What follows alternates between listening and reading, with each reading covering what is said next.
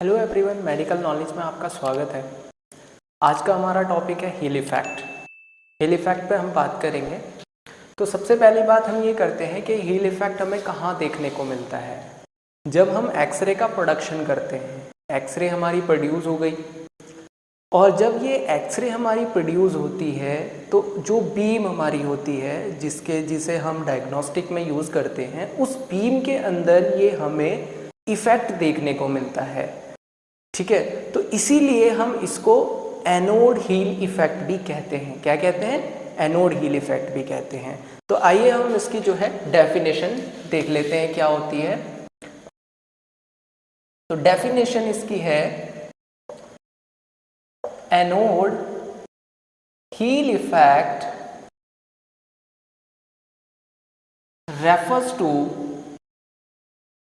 refers to lower intensity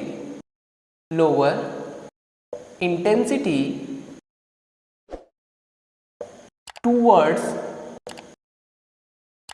the anode side as comparison of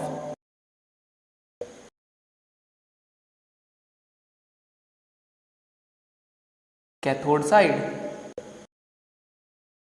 as comparison of cathode side.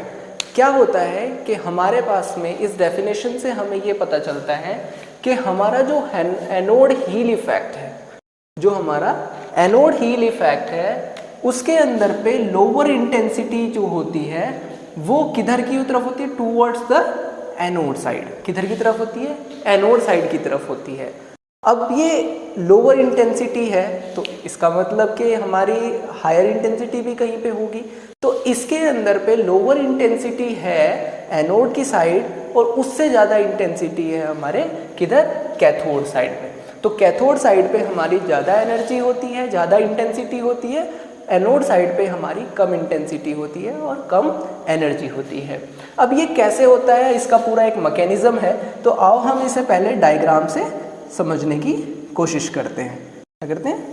Diagram से इसे समझते हैं। सबसे पहली चीज़, ये हमारे पास में है कैथोड। क्या है? कैथोड। और कैथोड पे नेगेटिव चार्ज होता है और ये हमारा क्या है? फिलामेंट। कैथोड पे हमारा क्या लगा होता है? फिलामेंट लगा होता है। ठीक है, और ये कंपोनेंट ऑफ एक्सरे ट्यूब की हम पूरी वीडियोस बना चुके हैं, जिसका लिंक डिस्क्रिप्शन में है, आप जाके उसे चेक कर सकते हैं। उसके बाद दूसरी साइड पे हमारा लगा होता है एनोड। इसके अंदर पे मैं एंगल थोड़ा बड़ा दे रहा हूँ क्योंकि मुझे हील इफेक्ट को समझाना है, और एंगल पे भी हमने पूरा एक लाइन फोकस प्रिंसिपल पे पूरी वीडियो बना रखी है, आप जाके देख सकते हैं। अब क्या होता है कि हमारे पास में ये क्या है? एनोड है। ये क्या है? एनोड है। एनोड पे हमारा पॉजिटिव चार्ज होता है और ये पार्ट हमारा होता है टारगेट। क्या होता है? टारगेट। इसको मैं थोड़ा ऊपर से लिख देता हूँ। ये हमारा कौन सा पार्ट है? टारगेट।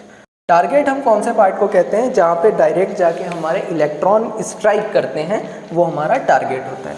अब क्या होता है कि हमारे जो इलेक्ट्रॉन्स होते हैं वो थर्मायोनिक एमिशन होता है हमारे फिलामेंट में, और वो आ जाते हैं सरफेस पे, और सरफेस पे आके वो क्या करते हैं? इंटरेक्शन करते हैं, और वो क्या करते हैं? सीधा जाते हैं टारगेट पे, और टारगेट पे एक पर्टिकुलर स्पेस पे जाके लगते हैं, उसको फोकल स्पॉट कहते हैं।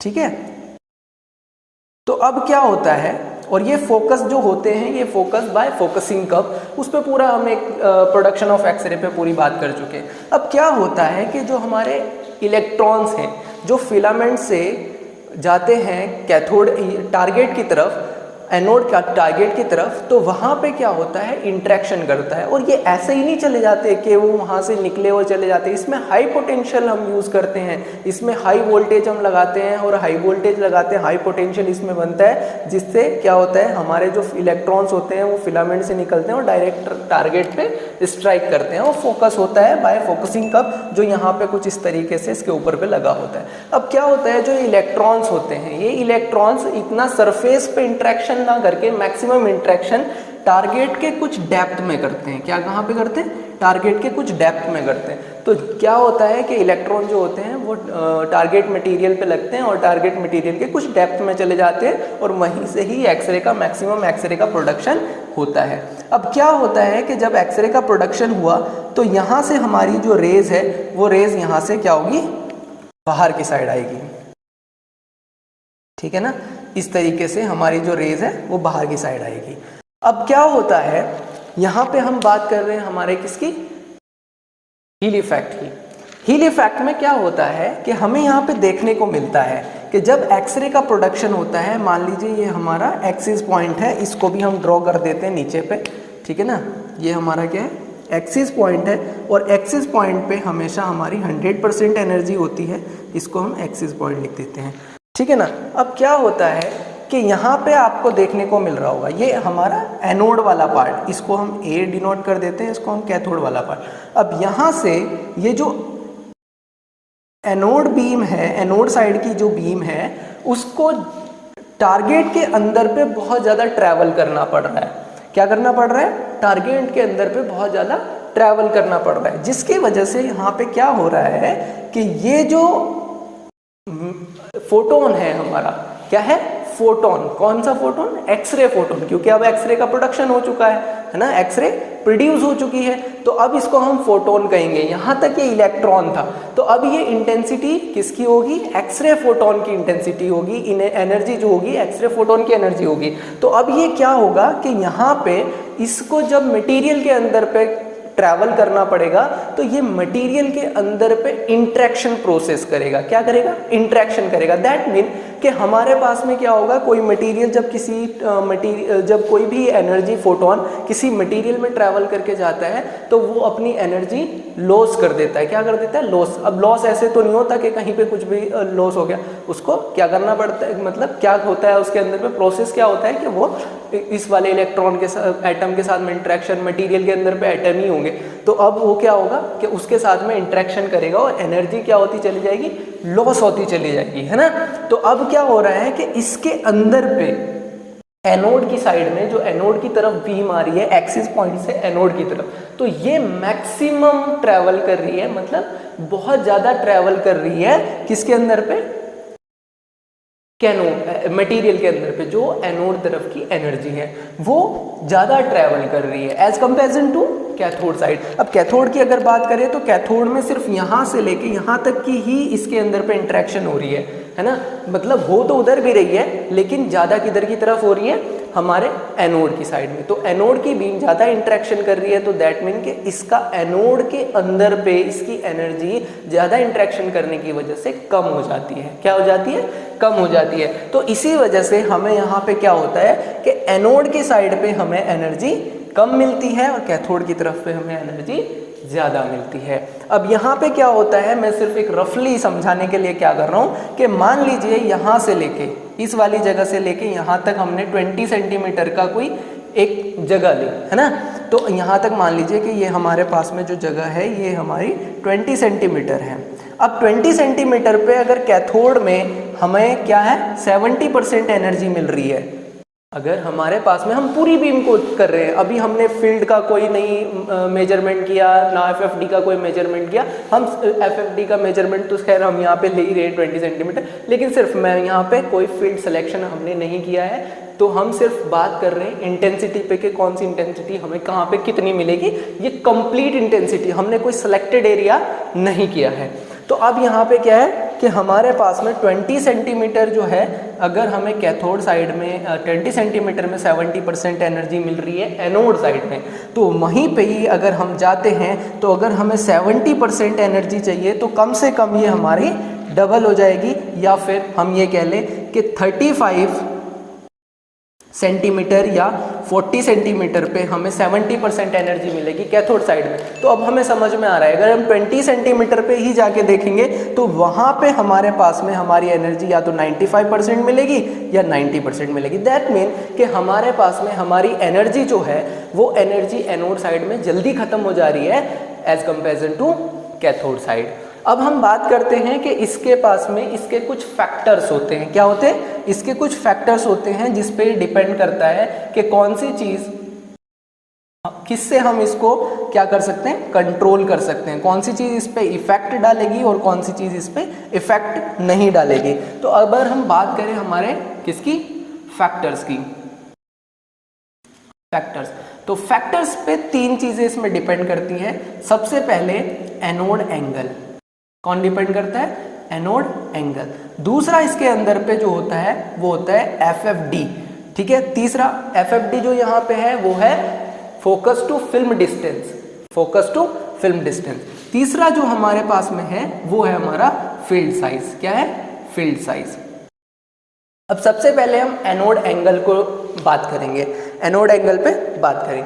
अब एनोड एंगल पे तो हमने बात करी थी कि हमारे पास में अगर हम लाइन फोकस प्रिंसिपल के अकॉर्डिंग चले तो हमारे पास में 6-2 या 7-2, हम कितना भी कह सकते, 7-2 या 6-2, 20 डिग्री का हम क्या रखते हैं? एंगल इसके अंदर पे रखते हैं। कितना? 7 to 20 डिग्री का एंगल। हमारे पास में जो एनोड एंगल होता है, हील इफेक्ट जो होता है वो इन्वर्सली प्रोपोर्शनल होता है हील इफेक्ट के। किसके? हील इफेक्ट के।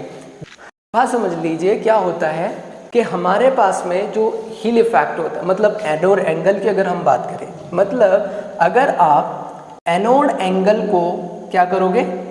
एनोड एंगल को आप इंक्रीज करोगे तो आपका हील इफेक्ट क्या होगा? आपका हील इफेक्ट कम हो जाएगा। क्या हो जाएगा?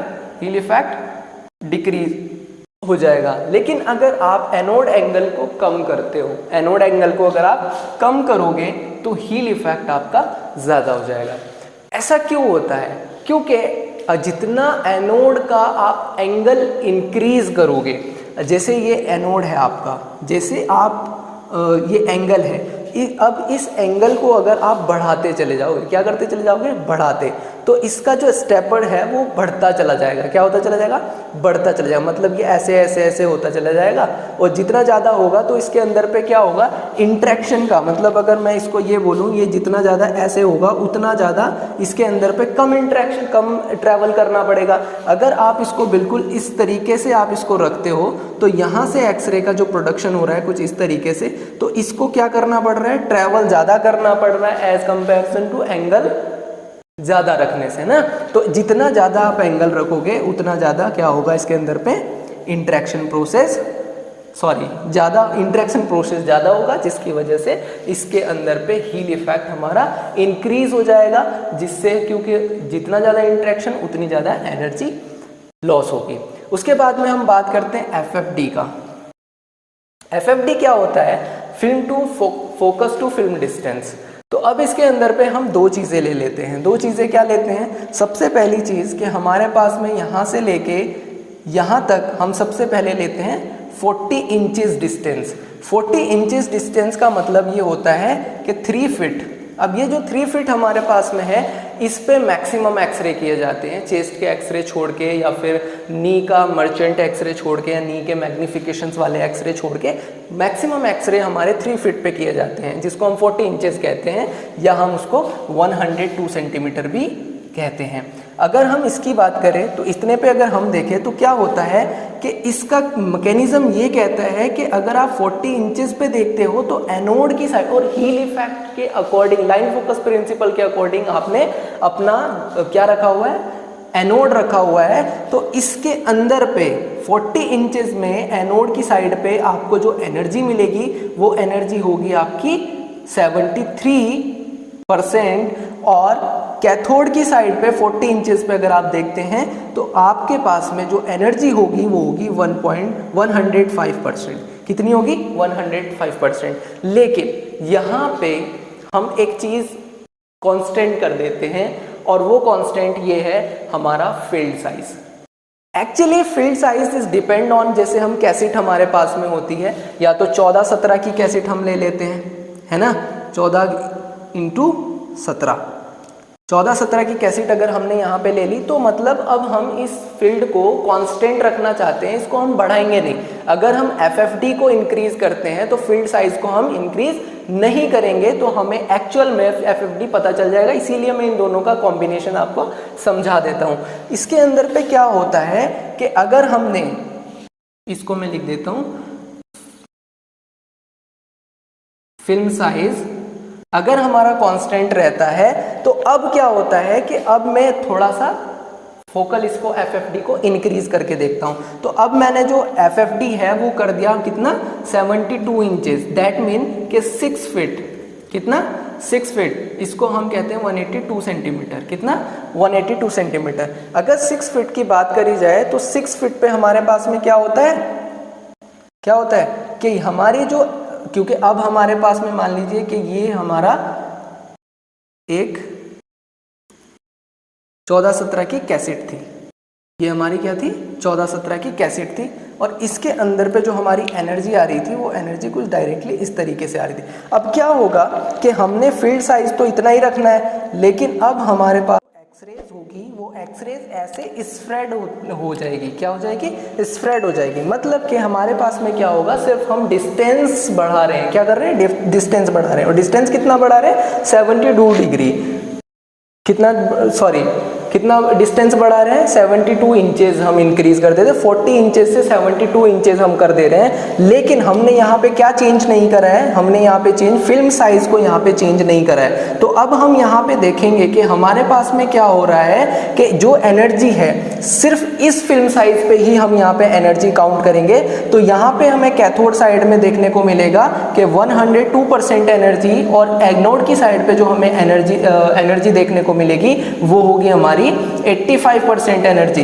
दैट मीन कि हमारे पास में क्या होता है कि अगर हम FFD इंक्रीज कर देते हैं, FFD इंक्रीज करते हैं, लेकिन अगर हम अपने फील्ड साइज को कांस्टेंट रखते हैं, उतना ही रखते हैं जितना हमारा 40 इंचेस में था, तो हमारे पास में क्या होता है हील इफेक्ट कम हो जाता है। देखिए कैसे होता है कि सबसे पहले हम काउंट कर लेते हैं 40 इंचेस पे, 40 इंचेस पे अगर हम काउंट करके देखते हैं तो हमारे पास में क्या होता है 105 माइनस कितना था 73, अगर हम इसको करें तो इसमें टोटल आ रहा है 32%, कितना आ रहा है 32%। लेकिन वहीं अगर हम 70 इंचेस पे देखें तो 70 इंचेस पे हमें देखने को मिल रहा है 102 माइनस कितना 85, तो यहाँ पे अगर हम इसको देखें तो ये 17% ही हो रहा है। दैट मीन इसका ये सीधा सीधा मैकेनिज्म निकल रहा है, इसका सीधी सीधी बात ये है कि हमारे पास में अगर हम FFD इंक्रीज करें, फोकस टू फिल्म डिस्टेंस को इंक्रीज करें विदाउट चेंजिंग फील्ड साइज में, फील्ड साइज अगर हम कांस्टेंट रखें तो हमारे पास में क्या है हील इफेक्ट क्या हो जाता है डिक्रीज हो जाता है, कम हो जाता है। अब हम ये कहते हैं कि हील इफेक्ट के क्या क्या एडवांटेजेस हैं, किस जगह पे हम इसको यूज कर सकते हैं। तो फर्स्ट थिंग इज, सबसे पहले इसका आता है हमारे पास में foot AP x-ray. Foot AP x-ray क्या है कि आपको पता है कि हमारा जो टार्सल्स और मेटाटार्सल्स वाली पार्ट होता है, जो एंगल की तरफ का पार्ट होता है वो थोड़ा थिक होता है, और हमारा जो फुट का आगे वाला टोस वाला पार्ट होता है फेलेंजेस वाला, तो वो हमारा थोड़ा थिन होता है। तो हम क्या करेंगे, जो हमारा थिक वाला पार्ट है उसे हम कैथोड की साइड रख देंगे, और जो हमारा थिन वाला पार्ट है उसे हम एनोड की तरफ रख देंगे, ठीक है। इसी तरीके से हमारे पास में DL स्पाइन का एक्सरे किया जाता है। तो DL स्पाइन में भी हम क्या करेंगे, जो थोरेसिक वाला पार्ट है हमारा उसे हम कैथोड की साइड रखेंगे, और जो हमारा क्या है एक्सरे है, कौन से वाला एक्सरे, मतलब जो हमारा एब्डोमेन वाला पार्ट है, एब्डोमेन वाला पार्ट को हम एनोड की साइड रखेंगे। तो इसमें हील इफेक्ट में इतना ही। आपको नोट्स के लिए डिस्क्रिप्शन में मैं लिंक दे दूंगा, आप वहां से जाके फेसबुक पेज से नोट्स बना सकते हैं, नोट्स को डाउनलोड कर सकते हैं। And thank you very much. अगर कोई भी क्वेरी आपको है तो आप कमेंट बॉक्स में लिख के बता सकते हैं।